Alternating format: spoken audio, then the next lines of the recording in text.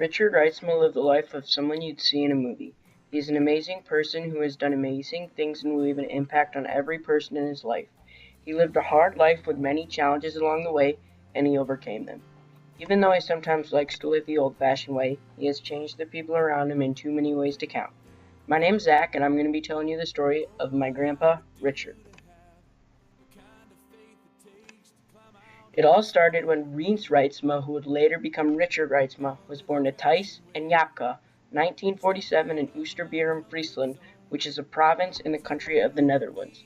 Reins was never actually given a middle name. He had 4 brothers and 4 sisters. The oldest in his family was Bill, then Joe, then himself, then Peter, then his sister Margaret, and then his other brother Jerry. After that came his other 3 sisters, Jane, Helen, and Mary.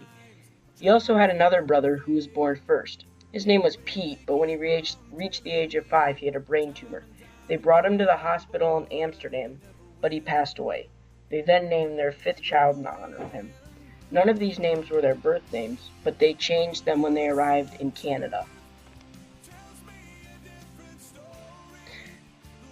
They weren't exactly the wealthiest family and didn't have a lot of money growing up.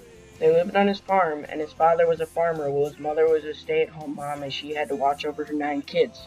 Even though they were a Dutch family, they spoke the language Fries at home, because this is the language that most of northern Holland spoke. This is a picture of Reins' early family.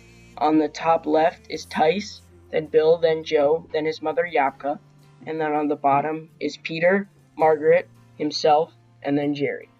Because they were a large family, many of his friends growing up were his brothers and sisters.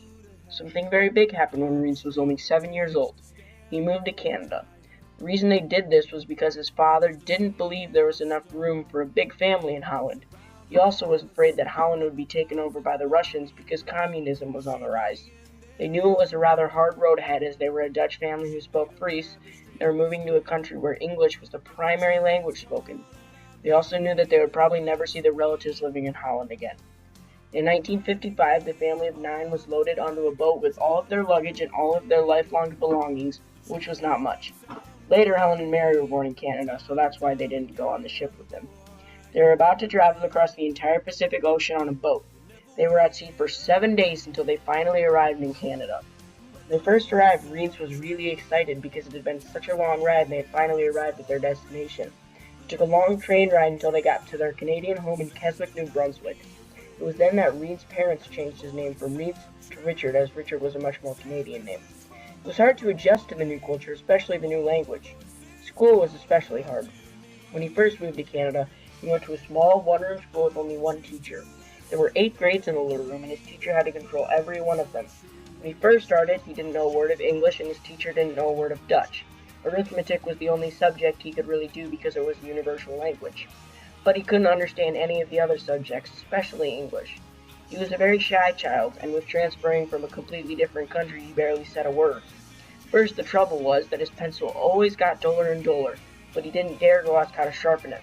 Eventually, his teacher came over and saw his pencil, so she said, "Oh, you can just go over there and sharpen your pencil." She pointed at the pencil sharpener. Richard lived on a farm in Keswick, but he would travel many more places before he finally settled down. He always had a lot of chores to do. The main one was milking cows in the morning and the evening, but in the summer they had to bale hay and bring it into the barn also. His home life in both Oosterburen and Keswick were much like a lot of Dutch homes. The meals prepared in their household were usually very simple. They had very regular Bible reading times. It was always read after meals, and there were prayers before and after meals. Church was a regular thing for them, and chores were also a very big part of their days. One of his hobbies as a child was gardening. They had a family garden, and he always enjoyed helping his mother maintain it. His family always lived out in the countryside, most of the time on a quiet dirt road. On the way to his first school, he literally had to walk through the woods on a small 2-mile path in order to get there. He and one of his childhood friends, Bill, had a hobby that they always did during their school recess time. At one of the schools he went to, there were a lot of tall cedar trees in the area the kids would all play in. He and his friend would go travel from one cedar tree to another, swinging along as they went. They were 30 feet above the ground most of the time. It was all fun and games until one time Richard fell and landed flat on his back. He totally thought he was dead because he had lost all the air in his lungs. As it turned out, he had fallen so flat that he was safe. He was very lucky for that. Richard had 2 major friends growing up.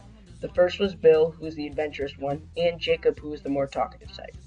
Richard always loved school and learning. He had a teacher in high school who he became very good friends with after high school. He usually didn't get into much trouble, and he paid very good attention. He says he was an immigrant kid, so he always had to be on extra alert because he didn't understand the social setting as much. He didn't have parents who knew about Canadian culture, so they couldn't help him out with his work. He basically lived two lives, the Canadian life at school where everyone spoke English, and his home life which was filled with chores and free-speaking parents. His parents didn't always watch him, so he sometimes did things he wished he didn't because they were dangerous. One of these instances was when he was in 7th grade. He always hated walking to the school bus stop, which was a very long walk. He did have a neighbor who always drove her kids to school. He decided he wanted to hitch a ride with her, but the car was so full that he couldn't get in.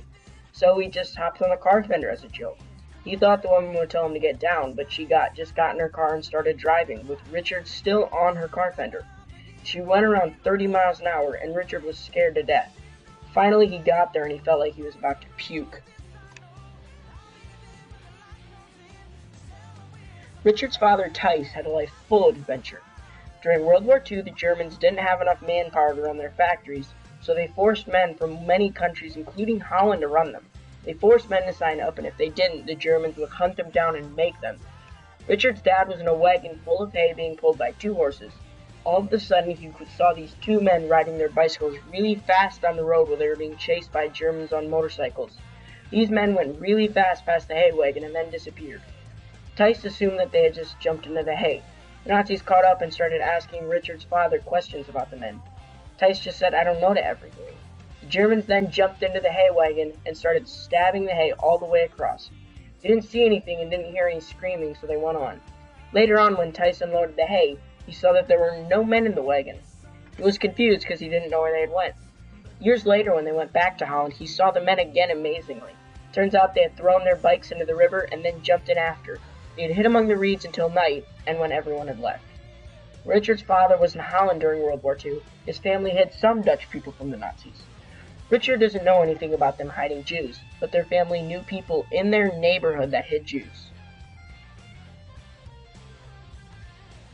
High school was hard for him because of the social setting and stress of the work. He was always quiet as a teenager because he had an older brother who had emotional issues. He was bipolar, so he would get really angry and sometimes even violent, so Richard, as a younger brother, was always quiet. His first job was working in a tobacco field. There were tobacco farmers in their area, and they would hire young guys to hoe and pick the tobacco. It was actually a pretty hard job because you had to walk everywhere and pick up all the tobacco. Richard really enjoyed college, although it was stressful for him. His original idea was to go into political science, but then he changed his mind and received a double major in history and philosophy. In 1968, he met Margie Ruffin, his future wife. She went to Trinity Christian College in Phyllis Heights, Illinois, and he went to Calvin College. His sister went to Trinity, and she and Margie just so happened to be roommates. One Christmas, his sister Margaret told Richard about this roommate of hers that he had to meet. So Richard visited her in Chicago and met Margie. After that, they began to write letters and started dating through letters. Richard went to Trinity College for a year to get to know Margie better. They visited frequently, and then they got married in 1970. They first lived in Grand Rapids, and then went back to Trinity so Margie could finish her degree. Their honeymoon was in Tennessee. Before they got married, Richard traveled 1,500 miles to Mississippi to visit Margie's family. He didn't have a car, so he had to hitchhike. Back then in the 60s, hitchhiking was socially acceptable, so it was pretty common. He got to Mississippi relatively easy. On the way back, he got a ride for part of the way with a brother-in-law, but he had to hitchhike the rest of the way. The first person who picked him up was from Mississippi, and the whole way, which was about 3 hours, he ranted and raved about the civil rights movement. It was clear he was racist, but since Richard was getting a ride from him, he couldn't say anything against him. He just had to go along with it and stay silent for most of the way.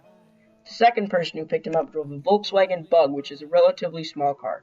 The man who picked him up had driven from California for 24 hours straight.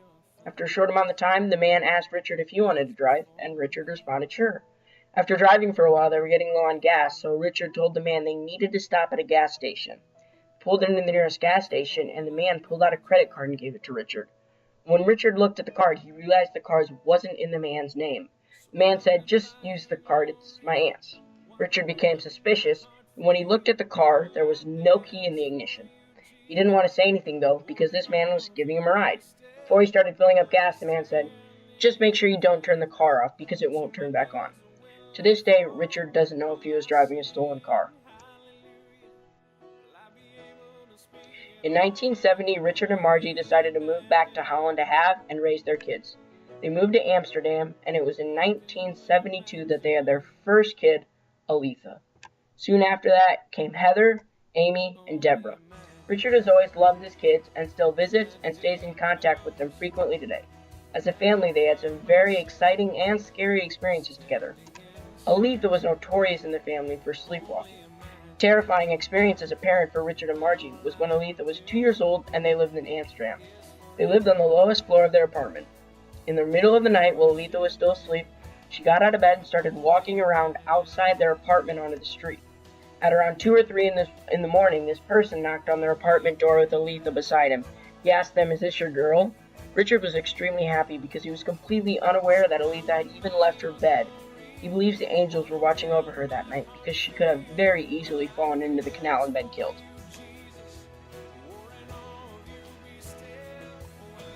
Richard had many fun experiences with their kids. They loved to travel with him. They took the kids 2 times to a vacation in England. They even lived for 1 summer in Brussels and saw the place where the Battle of Waterloo occurred. They also bought a minivan and made a trip down to Rhine, Germany to see the many different castles.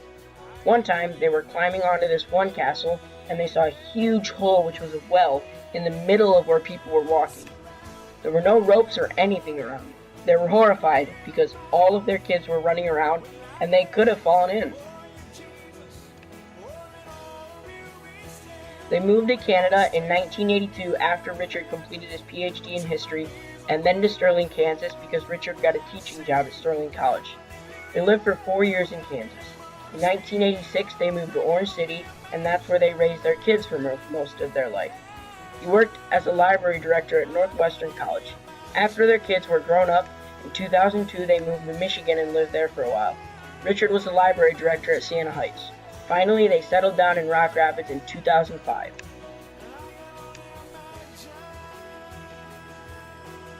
One of Richard's greatest accomplishments in his life is writing an entire book and having such a successful education for being an immigrant child. If he could change one thing about his life, he would change not having to move as much as he did when he was a child. He has always believed that faith is the most important thing in life, and the older you get, the more important it is to you. He's had a very good marriage, and that is the biggest joy he has in life, along with his 4 daughters that he loves. He and Margie love to travel and especially like to go to the South. This is a picture of Richard's close family now. Starting from the top left is Bill, Joe, Richard, Peter, Jerry, Jane, and Helen. And then on the bottom is Margaret, his mother Yapka, and Mary. Richard Reitsma is a great man. Some of his accomplishments are he was an immigrant kid who adjusted better than most other kids. He wrote a book after college. He received an amazing education, receiving numerous awards and honors. He hijacked a stolen car, and he overcame many hard challenges. But the thing I remember him for is being my Opa, and those bits and pieces of his legacy will stay with me forever. What my eyes will see.